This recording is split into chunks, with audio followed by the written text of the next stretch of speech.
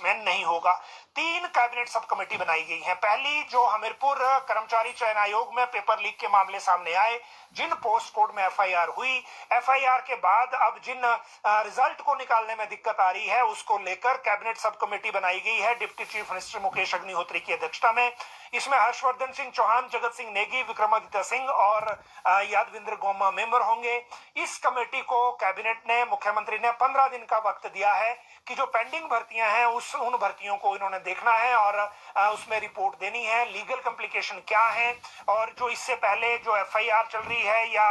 Vigilance में जो inquiry चल रही है वो किस स्टेज की है और कौन भर्ती एजेंसी है जो इसको करेगी, उसको लेकर कैबिनेट सब कमेटी की रिपोर्ट इन्होंने देनी है अपनी, और इनके लिए 15 दिन का वक्त इनको तय किया गया है। ब्रीफिंग में जो जगत सिंह नेगी है उन्होंने बता दिया था कि 1 या 2 महीने में होगा, लेकिन वो बाकी 2 कमेटियों के लिए है। Deputy chief minister Mukesh Agnihotri ने ये खुद कंफर्म किया है कि ये जो अब इनकी कैबिनेट सब कमेटी है एफआईआर के मामलों वाली, इसकी रिपोर्ट 15 दिन के भीतर, यानी कि विधानसभा का जो बजट सत्र चल रहा होगा उसी के दौरान आएगी। तो ये एक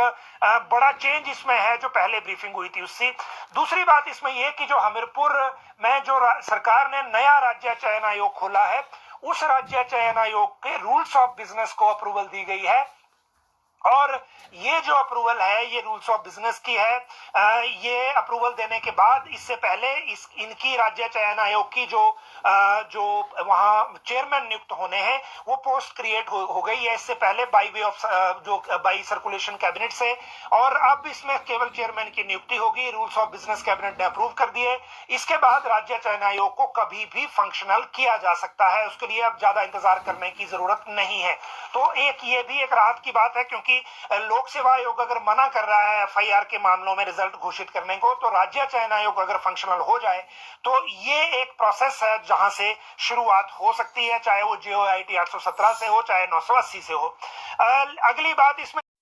तो ये तो थे बात जो कैबिनेट की थी। कैबिनेट के बाद अगर मैं बात करूं तो अब पहले आपको ये बता दें कि सचिवालय के बाहर धरना जो बेरोजगार अभ्यर्थी हैं जिनके रिजल्ट पेंडिंग है वो क्यों दे रहे हैं। अभी आपने दिव्य हिमाचल पर एक वीडियो देखा होगा, और इनका ये कहना है कि जो कैबिनेट सब कमेटी बनाई गई है ये फैसला उन्हें मंजूर नहीं है, ना वो इसके लिए आए थे। बहुत सारा वक्त, 1 साल से ज्यादा का वक्त उनका खराब हो चुका है पेपर लीक के मामले में, और अब वो और समय खराब नहीं करना चाहते, इसलिए उनको लेकर जल्दी फैसला किया जाए, खासकर जब सुप्रीम कोर्ट ने भी उनको लेकर अनुमति दे दी है। तो अब हुआ ये है कि जब इन्होंने इसको इग्नोर कर दिया और अब ये कहा है कि जो ये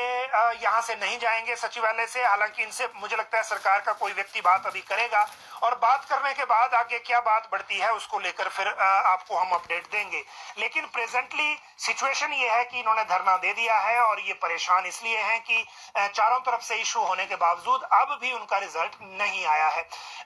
इसी के साथ पेपर लीक का एक और मामला हमीरपुर का, और वो हमीरपुर का मामला इसलिए क्योंकि हमीरपुर में सचिवालय जो क्लर्क की भर्ती परीक्षा थी पोस्ट कोड 962, उसमें एग्जाम हो गया है, रिजल्ट नहीं आया है, लेकिन आज उसमें 3 लोगों को विजिलेंस ने उठा लिया, और उसमें एक मुख्य आरोपी जो लेडी है उमा आजाद, जिसको कल एक पोस्ट कोड में जमानत मिली थी, लेकिन आज उसकी फिर गिरफ्तारी हो गई, और आज पुलिस ने इसको 2 दिन के पुलिस रिमांड पे भेजा है। एक रवि कुमार जो ट्रैफिक इंस्पेक्टर जो बाद में बर्खास्त हो गया था,